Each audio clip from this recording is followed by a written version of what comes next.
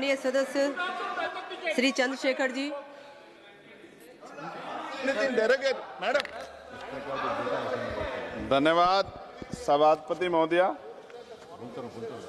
आओ झुककर सलाम करें उनको जिनके हिस्से में मकाम आता है।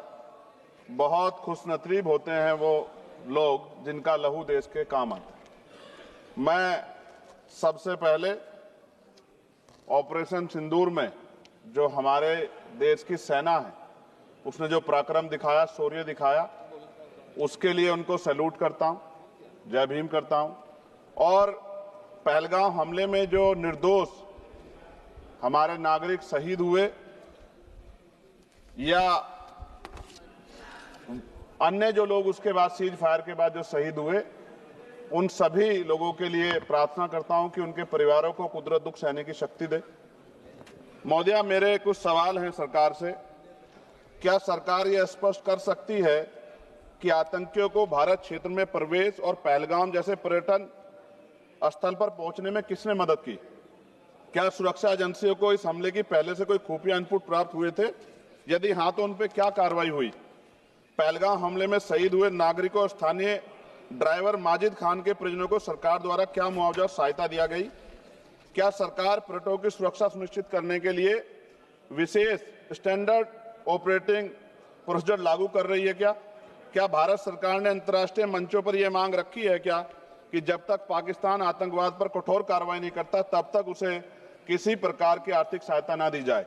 ऑपरेशन सिंदूर के बाद जब पाकिस्तान ने जवाबी हमले किए और 21 भारतीय नागरिक शहीद हुए, यहां तक कि हमारे गुरुद्वारों को भी निशाना बनाया गया, तब सरकार ने सीज फायर की अनुमति क्यों दी? क्या यह भारत की कूटनीति कमजोर नहीं दर्शाता? सभापति महोदया, मुजफ्फरनगर में हमारे जिला सचिव हैं भाई कामिल, उनके परिवार के 2 बच्चे भी इस हमले में शहीद हुए थे। क्या सरकार ये मानती है कि टीआरएफ द्वारा इस हमले में खासतौर पर हिंदू पर्यटकों को निशाना बनाना भारत में सांप्रदायिक द्वेष को बढ़ावा देने का प्रयास था? यदि हां तो इसे रोकने हेतु सरकार ने क्या रणनीति बनाई? सरकार उस मुस्लिम पोनी ऑपरेटर को क्या सम्मान देगी जिसने अपनी जान देकर तीर्थयात्रियों की रक्षा की? क्या उसे शहीद घोषित किया जाएगा? पाकिस्तान को हाल ही में आईएमएफ द्वारा $2 अरब से अधिक की सहायता राशि दी गई है। क्या भारत ने औपचारिक रूप से आईएमएफ और अन्य वैश्विक संस्थाओं के समक्ष आपत्ति दर्ज कराई है? क्या सरकार ने जांचा है कि आईएमएफ या अन्य विदेशी मदद का कोई हिस्सा आतंकवादी गतिविधियों में उपयोग तो नहीं हो रहा है? क्या सरकार ये स्वीकार करती है कि पहलगाम हमले में खुफिया तंत्र पूरी तरह विफल रहा है? यदि हाँ तो कौन जिम्मेदार है और उसके विरुद्ध क्या कार्रवाई होगी? क्या सरकार स्पष्ट कर सकती है इतने भारी सुरक्षा प्रबंधों के बावजूद टीआरएफ जैसे आतंकवादी संगठन के सदस्य भारत में प्रवेश कैसे कर जाते हैं? क्या सरकार ये बताएगी पहलगाम जैसे संवेदनशील क्षेत्र में सुरक्षा समीक्षा अंतिम बार कब की गई थी और उसमें क्या कमियां चिन्हित की गई थी? प्रधानमंत्री जी ने इस हमले के बाद पहलगाम का दौरा क्यों नहीं किया जबकि देश भर में भावनात्मक उबाल था? क्या सरकार ने शहीद हुए नागरिकों के परिजनों को आर्थिक मदद व स्थायी सहायता प्रदान की? यदि हाँ तो उसका विवरण सदन में प्रस्तुत करें। महोदया, सरकार के लोग सेना के सम्मान की बात करते हैं। इस घटना के बाद सेना के जवान अमरनाथ यात्रा की ड्यूटी पर जा रहे थे, ऐसी रेल दी गई उनको जिसकी हालत बड़ी खराब थी। सेना के जवानों ने मना कर दिया कि हम इस रेल में नहीं बैठेंगे। 4 दिन बाद बदलनी पड़ी। और सरकार के नेताओं की भाषा देखिए, कर्नल सोफिया कुरैशी के बारे में किस तरह के शब्द यूज किए गए, इन पे भी हमें चिंता करनी चाहिए।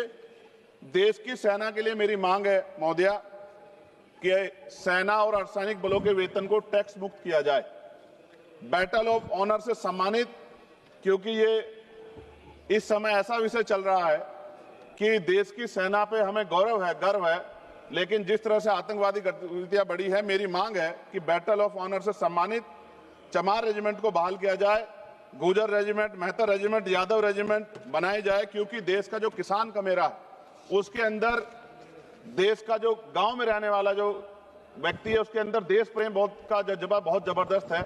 अगर इनको मौका मिलेगा तो शायद पाकिस्तान छोड़िए, चाइना की हिम्मत भी नहीं होगी कि हमारे देश की तरफ आंख उठा के देख ले। महोदया, बाबा साहब अंबेडकर कहते थे हम प्रथम और अंत्य भारतीय हैं।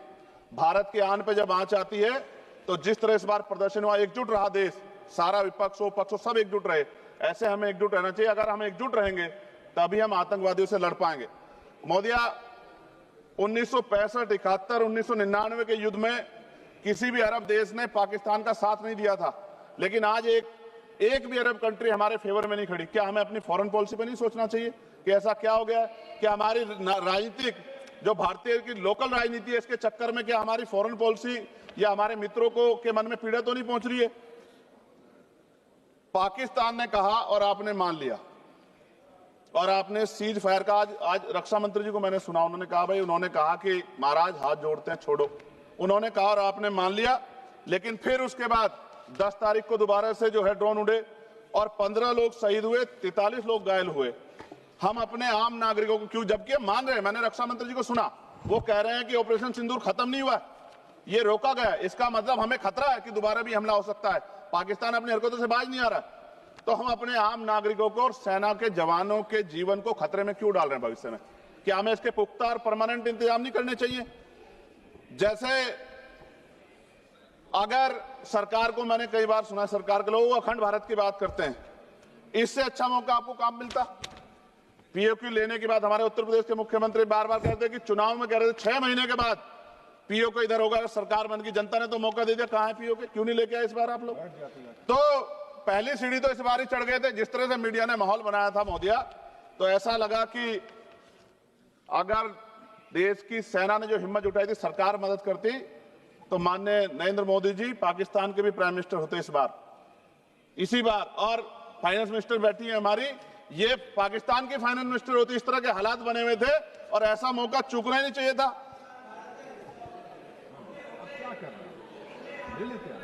ले लेते, इससे अच्छा मौका किसे कैसे मिलता?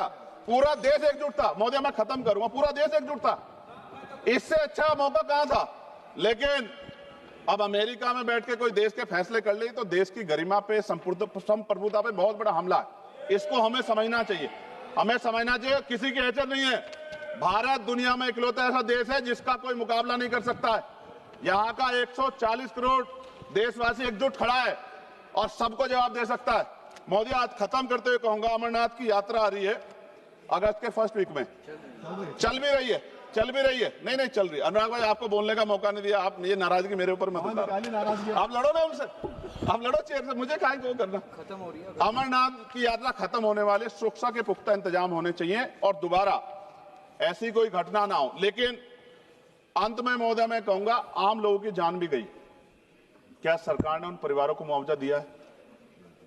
क्या उनके जीवन का कोई मूल्य नहीं? जिन्होंने अपने परिवार खोए, जिन्होंने अपना घर का बेटा, पति, घर का कमाने वाला खो दिया, उनका भी तो अधिकार बैठता है। सरकार ने क्या मुआवजा दिया, इस बात की जानकारी भी सरकार को पटल पर रखनी चाहिए, सामने रखनी चाहिए। और अंत में मैं धन्यवाद दूंगा भारतीय सेना को और भारत के का जो प्यार है कि पाकिस्तान और आतंकवादियों के भरसक प्रयास था कि यहां सांप्रदायिकता का माहौल बन जाए, लेकिन देशवासियों ने समझदारी दिखाई। और कश्मीरियों को भी मैं बहुत धन्यवाद देता हूं कि उन्होंने कोशिश की कि किसी भी तरह से कश्मीर के ऊपर जो ये इतना बड़ा इल्जाम लगा है, ये इल्जाम में कश्मीरी शामिल ना हो और ऐसे आतंकवादियों पर सख्त कार्रवाई। पता लगा है कि महादेव, ऑपरेशन महादेव हुआ है और यही पता लगा कि वो तीनों आतंकवादी मारे गए हैं। लेकिन मैंने अखबार में ये भी पढ़ा था कि वो जो मुख्य आरोपी था कुछ दिन पहले पाकिस्तान में था। कोई पिकनिक चल रही है कि उधर भी चले जाते, इधर भी आ जाते? क्या है बॉर्डर पे ऐसा? ये बताना चाहिए ना देश को। मैं आपका धन्यवाद करूंगा और भारत की महान सेना को मैं बधाई देता हूं, उनके लिए मंगल कामना करता हूं। जय भीम, जय भारत। महोदय धन्यवाद। माननीय सदस्य श्री एन के प्रेम